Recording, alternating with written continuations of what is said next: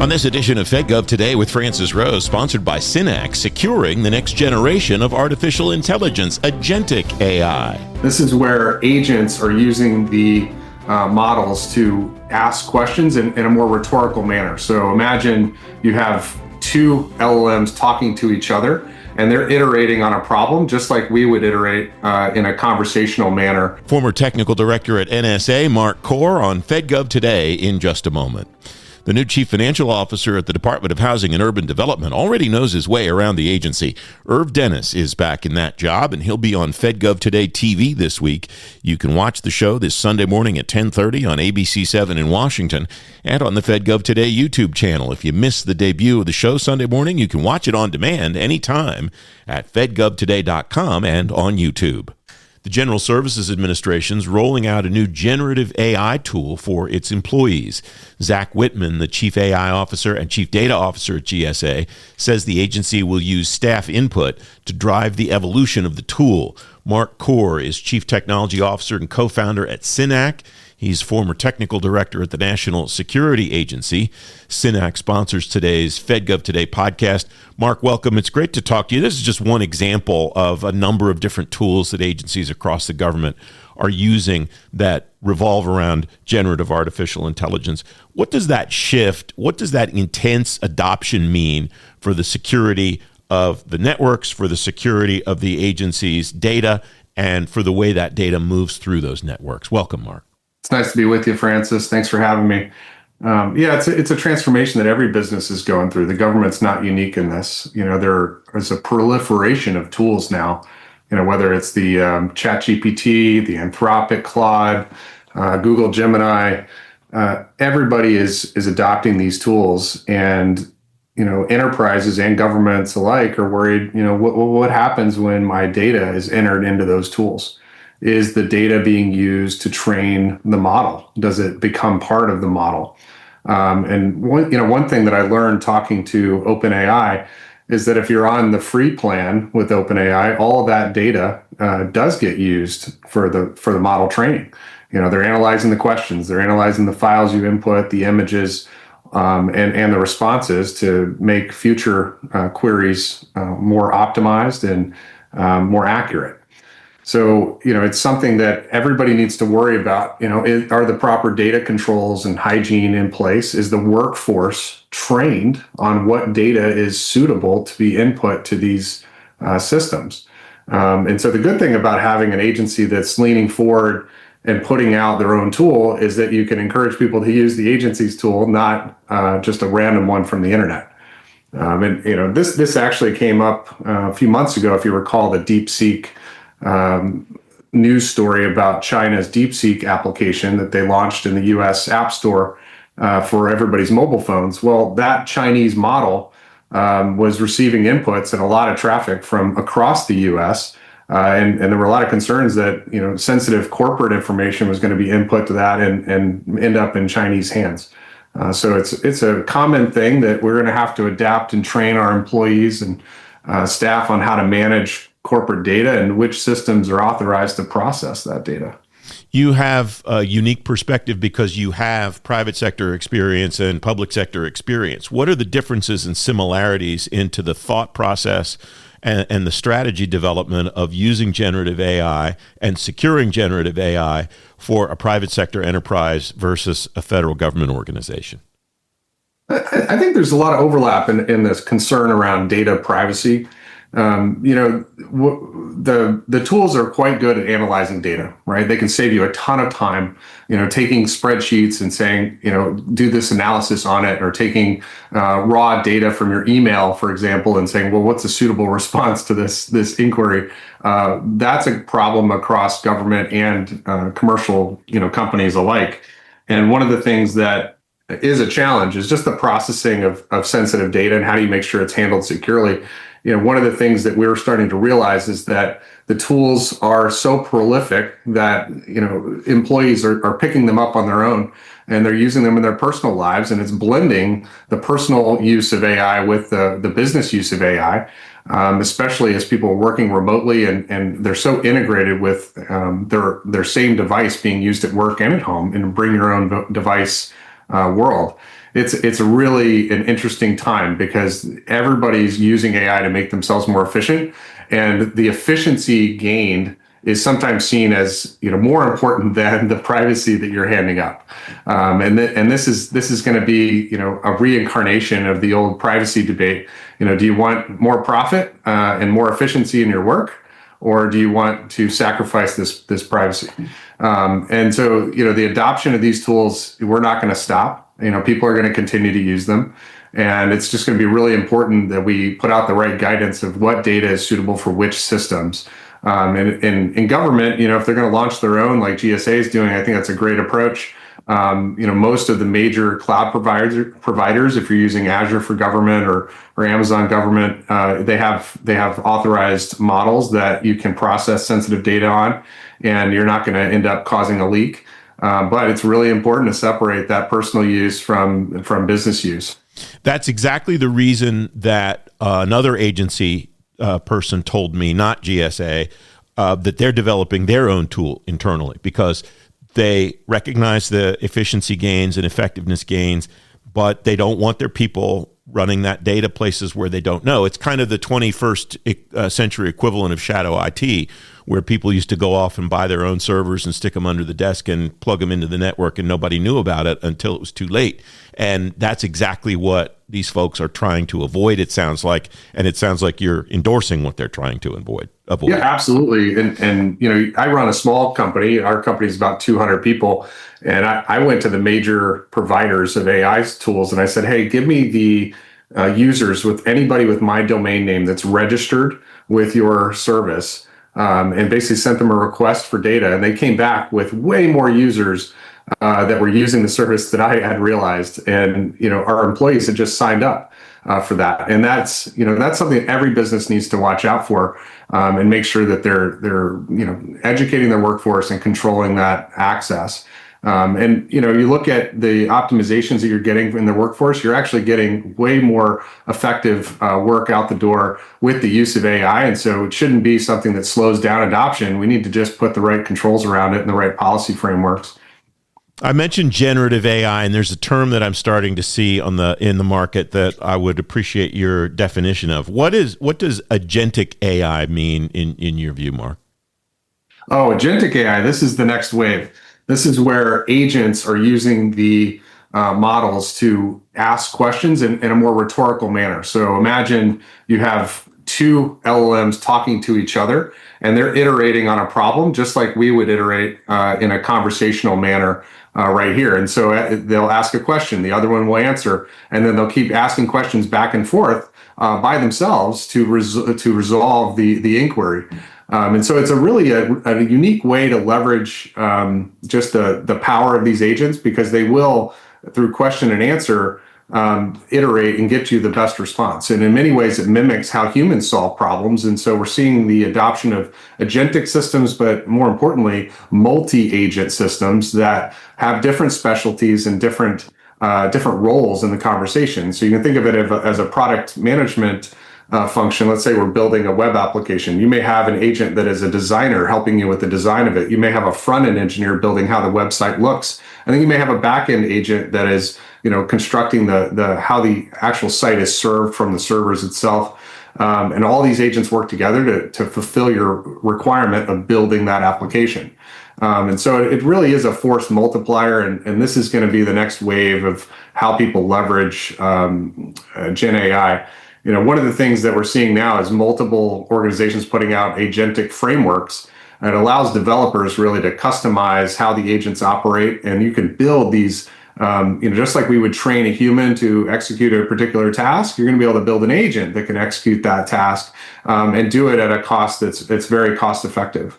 Not to parrot for OpenAI, but they're even contemplating a product this summer to be released that's a $20,000 product that is an agent that could be an employee on your staff. And so we're going to see the blending of human workers and agent workers, and humans driving swarms of agents to accomplish tasks that would have taken swarms of humans before. There's a lot of theory and a lot of philosophy there that I would love to discuss with you another time. But I wanted to ask you, As organizations are thinking about AI, especially the folks I talk to in the federal government, they're thinking about AI from two perspectives, especially with the development of generative AI and now agentic AI, as you describe it. One is, how does one go about securing the tools that one is using? And we've touched on that already. And the other is, how does one use those tools to secure their entire enterprises in ways that they haven't been able to do so before? What's your sense of that? And in particular, I'm thinking about vulnerability management in an AI environment that looks dramatically different than even the AI environment looked a year ago or 2 years ago, especially. Yeah, for the products that are in AI today, I mean, they're served up on APIs, application programming interfaces, and web applications. And so, securing them is going to be very similar to securing other web applications. The main difference, with the AI applications is the prompts, and how do you secure what prompts are putting into it, and what those responses are. For example, we don't want our prompts to be biased in certain ways, and we don't want our prompts to say mean things to us. So there are things that we want the LLM to provide to us, and there are things that we don't. We don't really want it to provide us with how to make a dirty bomb, for example. So we want some security controls around Gen AI in that regard. But pivoting to the other question of security and how does it impact it, I really think the pace of things is going to pick up. Let's think about a world where the adversaries are also using AI tools, and they're building AI agents that are constantly looking around the internet for known vulnerabilities and building exploit code that is polymorphic, and so you can just ask the AI agents now to build you a new exploit and make sure each exploit is different. And so you're going to see offensive weapons basically built by criminal gangs and by nation states that are going to be exploiting vulnerabilities in infrastructure, not in days, not in weeks, but in minutes. And so this pace of things is going to pick up, because if our adversaries are moving at the pace of minutes and it's all AI driven, well, then our defenders have to move at that pace as well. So for vuln management, this is not a time where we can go back to 5 years ago when people would say, well, a critical vulnerability has to be patched in 14 days or 7 days. No, it's going to be minutes, and we've got to figure out how to get the basics right on patching quickly, and as soon as things are available, we've got to push that out. Because the agent frameworks that are out there now are nascent, but they're evolving quickly, and adversaries are picking these up, and they're going to be building pretty complex toolkits that are going to accelerate the pace of exploitation, and our defenders, they're really not ready for it just yet. When you say the good guys are going to need to move at the pace of the bad guys, maybe even faster if they want to try to actually ever get ahead. It seems to me that if they're moving at the same pace as the bad guys, then they're just kind of staying static. Is that a fair observation? Yeah, Francis, the pace is going to be so much so that you can't really have a human in the loop. It really needs to remove humans from the loop entirely. And this is kind of what we're seeing in the battle space, where AI is being applied to warfare as well. In Ukraine, for example, this is not a place where humans need to operate on the front line. It's all drone versus drone. And our first wave in the future AI-driven warfare is going to be AI driving robots to the site of contact, and humans aren't going to need to be in that space because it's going to be swarmed with drones and robots. And same thing in the cyber space. It's going to be constant AI on AI. And this is going to pick up the pace of just about everything we're doing. But it's more important than ever that we get a handle on our assets. We understand what assets we have, how to patch them quickly, and know how to shut down those attack paths that can be exploited.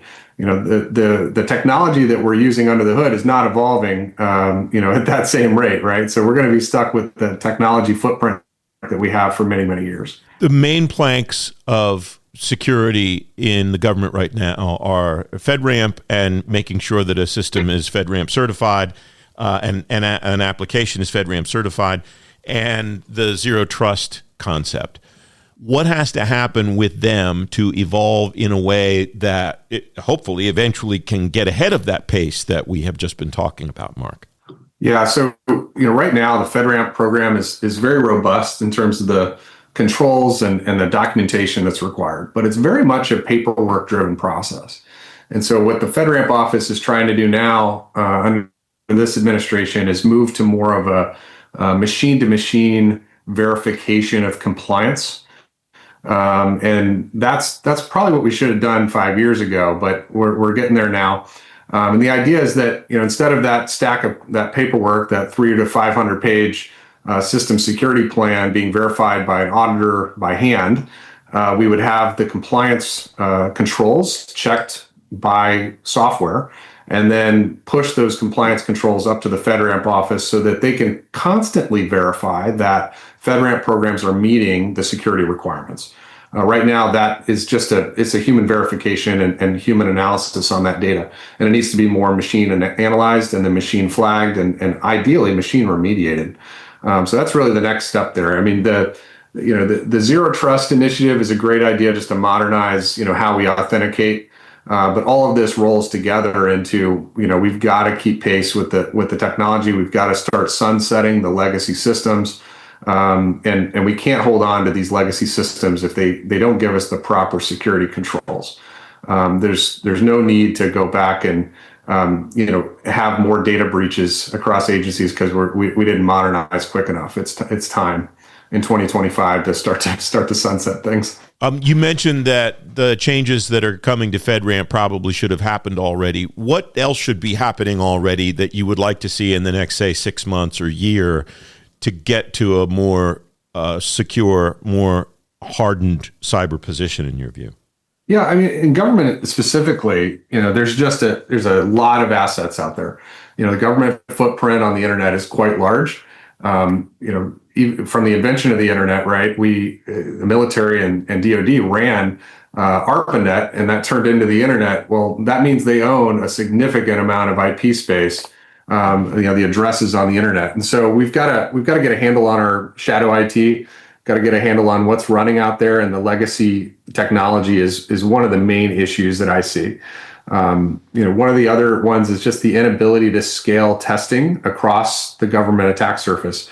There's only 9 or 10 NSA certified red teams that they use across DoD to do this testing, and if we look at the broader civilian agencies, they just don't have enough people. And in a time where we're reducing footprint of government staff and contractors, more machine testing is going to need to be done. So we're going to need to involve agentic AI. We're going to need to involve scanning infrastructure that we've been using, and just get more vulnerabilities detected sooner and faster. If the pace is going to pick up, we're going to have to meet that asymmetric threat with an asymmetric solution. And I'm a big fan of AI fighting AI. And SYNAC is certainly working toward that for our customers. It's really a critical time to start to adopt the latest technologies before the adversaries do. Mark, it's great to have you on the program. I really appreciate the chance to learn from you. Thanks for joining me today. Well, thank you, Francis. Thanks for having me. You can read more about securing AI tools on today's show page at fedgovtoday.com. A 2-volume cloud security playbook is the guiding document now for cloud security in the Defense Department. Civilian agencies are studying that playbook and other best practices for guidance on securing the clouds they use. You'll learn the latest best techniques for cloud security on Cloud Security in Depth. Industry and government leaders tell you what works for securing your multi-cloud environment. You can watch it on demand anytime at fedgovtoday.com and on YouTube. The Defense Department has a data problem that's costing it both money and capacity. You'll learn why and how to solve the problem on the next FedGov Today podcast. Alyssa Siz of the Government Accountability Office will be here tomorrow. You can listen to every FedGov Today podcast anytime you want on Apple Podcasts, Spotify, or on demand at fedgovtoday.com. I'm Francis Rose. Thanks for listening. Talk to you tomorrow.